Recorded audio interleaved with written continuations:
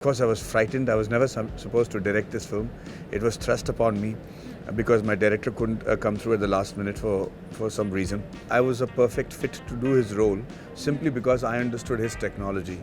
See, it is rocket science after all, and he has built a liquid engine that has never failed. I think we underestimate our audience. Our audiences, which are actually renowned the world over for being great engineers, great technicians, great IT experts. I mean, top 20, I keep saying. Fortune 500 companies, 14 of them CEOs are from India. So for us to make a science fiction film, we're limited to the knowledge of the director, not to the ability of the Indians to achieve something in science.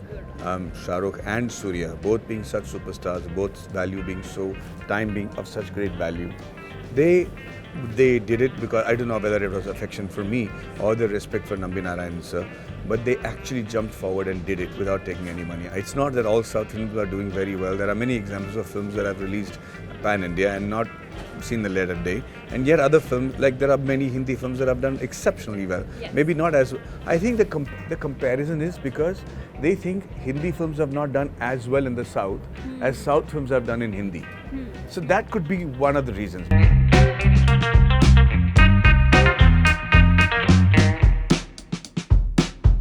We have seen several biopics on sports legends and cinema legends, but this is for the first time that someone has dared to bring the life story of a scientist and an aerospace engineer to the big screen. And that incredibly talented person is none other than R. Madhavan. Hi. Thank you. Hi, Hi. Madhavan. How are you? I'm Thank very you well. for joining us on Thank News you. 18 Sosha.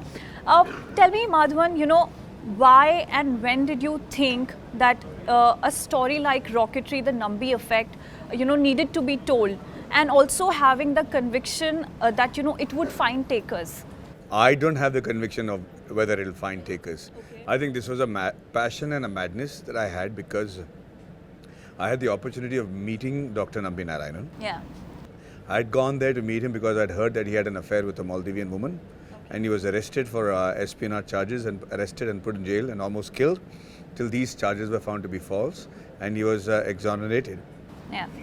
And I thought it's going to be a good poor man's James Bond film to make, good-looking space scientist from ISRO and a Maldivian woman. But when I met him, I realized that I was missing a larger picture. What it was, I didn't know. But Dr. Nambi Narayanan was only talking about the case and how he was hurt. There was a look of complete, angst in his eyes, and he was calm, but he was still hurt, and he was only talking about the case. Okay. And I started getting swayed by what he was saying, and I started pursuing the case and the story, and it took 7 months for me to write that script. Right. It's only when I went to take the approval that I realized that Dr. Nambi Narayan said, all this is right, but over here I'd actually been to Princeton to study the instability theorem, so it can't be right. Right. I'm like, when did you go to Princeton? When were you planning to tell me that? He said, I was the first Ivy League scientist. I was the first scientist from India to get into an Ivy League and work with Professor Luigi Crocco and the likes. And then he started talking about his achievements from Princeton to France to going to USSR and getting the engines that was promised to India despite the American sanctions, and Scotland, and it was a fantastic journey. And he never thought of mentioning that to us, and then I realized incredibly, because he never considered that sacrifice, that achievement to be of any consequence at all. He just thought he was doing his job. And he was only hurt that this accusation was hurled at him, and every time somebody did a search on Nambi Narayanan, it spit out the ISRO spy case. And nobody bothered to study whether that spy case was true or false. You just thought he was in ISRO. So that's how this film came about. I wanted to tell a story about this guy, and I wanted India to know because I felt that it was a national disservice not to know about him. Right. Madhavan, you took like 2.5 years to write this movie. Now tell me, how did you keep yourself motivated, to sort of do a movie which took so many years? It must have been very hard for you to keep yourself motivated till that long. When you want to make a film like this and you're driven by it, it's nothing compared to what a James Cameron does in terms of research. Absolutely. And he takes 10 years and 15 years to make movies. Yeah. So, you don't stop living your life in between then. So life happens while you do that job, and shooting is not just filmmaking, preparing for it, doing the research, getting into the look, casting, everything. So for me, I never felt I was out of work or I was working too hard. It was just a process that I was getting involved into, and it was just sucking me in, and I was enjoying every day of my work. And of course, I was frightened. I was never supposed to direct this film. It was thrust upon me because my director couldn't come through at the last minute for some reason. And so, in a moment of bravado, I said yes. And then on the first day of shoot, I was literally standing there naked, not knowing what I'd taken up. But one shot at a time, one day at a time, one moment at a time has landed me over here.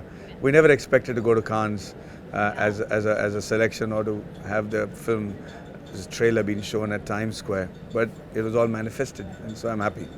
Right. You know, your father is an engineer. You yourself are an engineer. Also, Mr. Nambi Narayan is a Tamil Brahmin, and I think you are also a Tamil Brahmin. Do you feel that somewhere you were, you were the perfect fit to write this story? Because we have seen like how often filmmakers from the north, end up stereotyping the stories of South or characters of, South India. So, could you tell us about that? Yeah, so he's not a Tamil Brahmin. Oh, okay. He's not. He's a Tamilian, Okay. and he's from deep south near Tirunelveli, Okay. and he was born and brought up there. So, I think that I was a perfect fit to do his role simply because I understood his technology. See, it is rocket science after all, and he has built a liquid engine that has never failed. Yes. So to understand what the Vikas engine is and why it's a self-rectifying, self-reliant engine and why it has such a reputation, to understand that and manifest the achievement into a language that will be palatable by the audiences was the first challenge. And even if they didn't understand the technology that I was talking about, they would understand the impact of it. And those that understood the technology, be they from NASA or anybody else, should not cringe and laugh at us. So that is the kind of research I had to do and write this script so that, at least I'm satisfied that I did my best without having to embarrass the country. Right. Madhavan, if we look at the West, the amount of sci-fi films that are made in the West, it's phenomenal. And they have a huge audience there. But somehow in the Indian cinema, there has been a dearth of, sci-fi movies.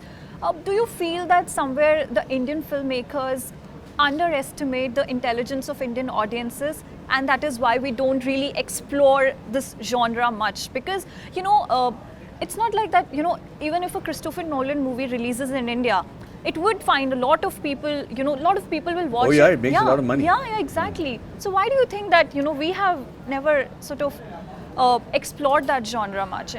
You're right. I think we underestimate our audience. Our audiences, which are actually renowned the world over for being great engineers, great technicians, great IT experts. I mean, top 20, I keep saying, Fortune 500 companies, 14 of them CEOs are from India. And I think most of the people, in Silicon Valley, they're all young Indians who are working. Oh, now Silicon Valley has lost its importance. It's Bangalore right now. Yeah, Bangalore, It's becoming the epicenter of technology. Yes. And all the stocks of ITs are falling simply because we're showing them a different way. Yes. Metaverse is being developed by half engineers from India, so why not?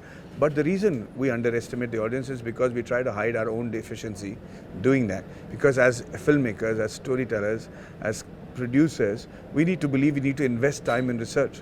And so if you don't understand about metaverse, if you don't understand about... See man, what I'm trying to tell you is, if I were to take the script of Tanu Vs Manu and give it to an older director, it is not like he won't know how to make that film.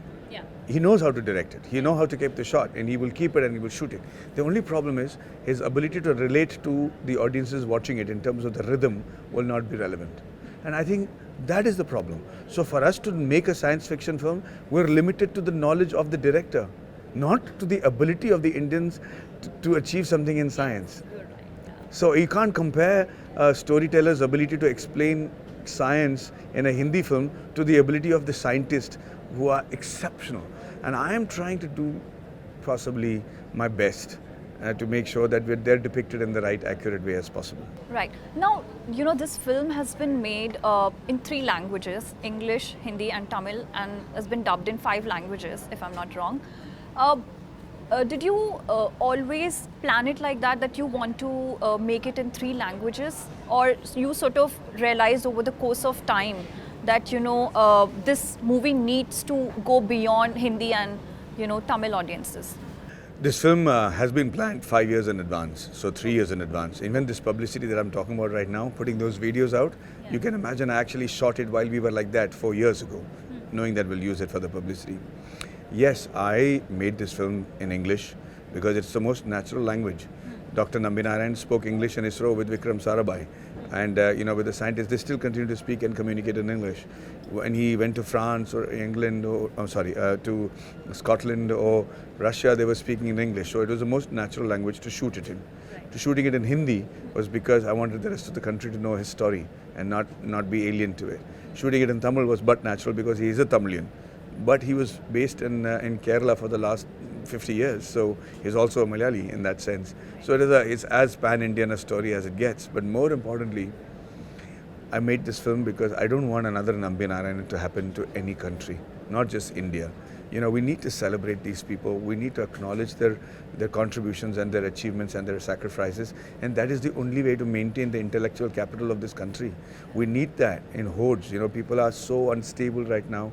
There are so many conspiracy theories for everything good or bad that is happening that, we need to assure people that India is a great place for technology. We need to import scientists now who would want to come and work in India instead of the other way around. And I think that this is probably my first step in that direction. Right. You came in this industry without any godfather, Madhavan, and you made a name for yourself. Today, in your directorial debut, Hindi cinema's biggest superstar is doing a role, and that too for free. Yeah. Tell me, how, when you look back, you started your journey, without having any connection in the industry, to sort of come here where with the biggest superstar, is doing a role in your movie free. When you look back, how do you see it? Look, if you ask me if there are good people in the industry, in the Hindi film industry, Hollywood, Bollywood, I can tell you with absolute surety that there are. Shah Rukh and Surya, both being such superstars, both value being so, time being of such great value. They did it because I don't know whether it was affection for me or their respect for Nambinarayan sir, but they actually jumped forward and did it without taking any money. I'm eternally indebted for that attitude that they showed, and that too to somebody like me, because I'm a newcomer and I'm always going to be considered an outsider because of the kind of films I do and the kind of parties that I don't attend, unfortunately. But that's okay, because I'm very uncomfortable with those situations. But I've always had the best of intent shown to me from the industry, be it Kamal sir or Rajni sir or Amit ji or any of the actors. It's one call to them or one message to them, and they jump in to tweet about it or to promote about it or do a guest appearance in my film. Amit ji has done it in Ramji Londonwale, Khan Saab in this film, Surya in this film. So I've been very blessed. I do not know whether I deserve it or not, in all honesty, and they have nothing to gain from me. But they have done it, and I'm very indebted for that. Right. Just the last question, Madhavan. There's been like a long debate going on, about North cinema, South cinema, and South cinema, South films taking over the box office. Mr. Nani recently said that, the success of a film from any region of the country should be celebrated, because after all, it's Indian cinema that is winning, right? So what is your take on this whole debate? I agree with him. I think that it is Indian cinema. We have to stop demarcating between Bollywood, Hollywood, Bollywood, Collywood, Tollywood. I don't like that. In Mr. Amitabh Bachchan's words, it's the Indian film industry, and I subscribe to that. But again, we are quick to compartmentalize and analyze the success and failure of certain films. The only thing constant about the Indian film industry or any film industry is you can never predict. The moment you think you've cracked something, you've not. So it's not that all South films are doing very well. There are many examples of films that have released pan-India and not seen the light of day. And yet other films, like there are many Hindi films that have done exceptionally well. Yes. Maybe not as... I think the comparison is because they think Hindi films have not done as well in the South as South films have done in Hindi. So that could be one of the reasons, because maybe they don't understand the language completely, or maybe they haven't matured enough to watch a dubbed version, or maybe the dubbed version of a Tamil film or a Hindi film is not released as extensively in a South Indian language. But we've become an industry that is wholesome in its nature. Actors are being accepted around the country, and so it's a great time. I don't think there's a controversy at all. It's just people have to work harder and to please and make the very suave and discerning audience appreciate their talent. Yeah, right. Thank you so much, Madhavan. Thank you so much for having conversation with us. Thank you so much.